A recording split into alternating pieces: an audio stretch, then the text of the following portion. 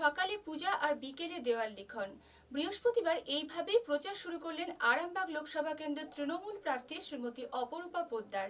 সকালে কামারপুকুর রামকৃষ্ণ মঠে পুজো দেন আর বিকেলে হরিপালে দেওয়াল লিখন করেন অপরূপা।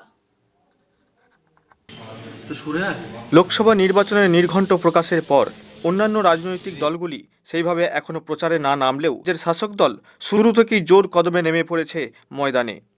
রাজ্যের ৪২টি আসনে তৃণমূলের প্রার্থী তালিকাও ঘোষণা করে দিয়েছে তৃণমূল সুপ্রিমো মমতা বন্দ্যোপাধ্যায়। এবারেও আরামবাগে দ্বিতীয়বারের জন্য তৃণমূলের প্রার্থী হয়েছেন অপরূপা পোদ্দার। নাম প্রকাশের পর কর্মীরা প্রচার শুরু করে দিয়েছে। তবে আজ থেকে প্রার্থী নিজেই প্রচার শুরু করেন। সকালে কামারপুকুর মঠে হাজির হন অপরূপা।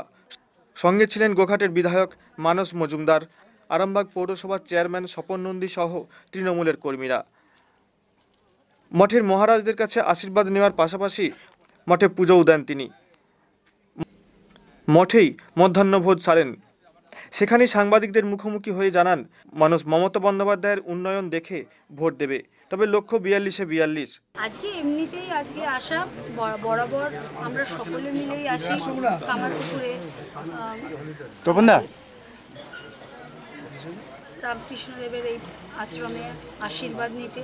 এই আরামবাগের এই পবিত্র মাটি, কামারপুকুরের এই পবিত্র মাটিতে আমরা আজকে আশীর্বাদ সকলে মিলে পুজো দিয়ে আশীর্বাদ নিলাম, যাতে যে এক দানব শক্তি ভারতবর্ষের বুকে মাথাচাড়া দিয়েছে সেটা যাতে নিষ্পত্তি হয় এবং এক নিরপেক্ষ সরকার যাতে ভারতবর্ষের বুকে স্থাপিত হয়। সকলের মঙ্গল হোক, আমাদের দলনেত্রী মমতা বন্দ্যোপাধ্যায় তার মঙ্গল হোক, দলের মঙ্গল হোক, বাংলার কোটি কোটি মানুষের মঙ্গল হোক, ঠাকুরের কাছে আজকে এই প্রার্থনা করতে এসেছি।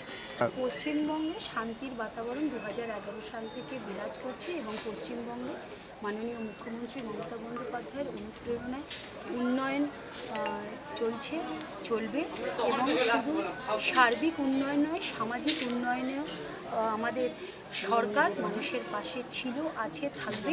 জন্ম থেকে মৃত্যু পর্যন্ত এই সরকার আমাদের সমস্ত সাধারণ আপামর জনগণ ধর্ম, জাতি, বর্ণ নির্বিশেষে কাজ করে গেছে। আমরা সকল জনপ্রতিনিধিরা এখানে দেখুন, আমরা আমাদের মানসদা এমএলএ আছে, চেয়ারম্যান স্বপনদা আছে, আমাদের সমস্ত জনপ্রতিনিধিকেও পঞ্চায়েত সমিতির সভাপতি, কর্মাধ্যক্ষ, প্রধান, আজকে আমরা সকলে মিলে কিন্তু একটা পরিবারের মধ্যে আজকে আবদ্ধ হয়ে পুজো করছি মানুষের মঙ্গলের জন্য এবং এটাই আমাদের মামাটি মানুষের পরিবারের সবচেয়ে সুন্দর এক। তবে প্রার্থী প্রচারের কৌশল নিয়ে মুখ না খুললেও গোঘাটের বিধায়ক মানস মজুমদার জানান, গোঘাটের তৃণমূল কর্মীরা একত্রিত হয়ে মুখ্যমন্ত্রীর উন্নয়নে সামিল হবে।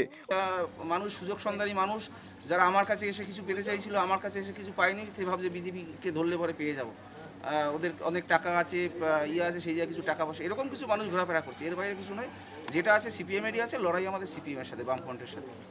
অন্যদিকে কামারপুকুরের পর হুগলির হরিপালের গোপীনাথ চৌমাথা মোড়ে সুমিত সরকারের নেতৃত্বে দেওয়াল লিখনে অংশগ্রহণ করেন অপরূপা।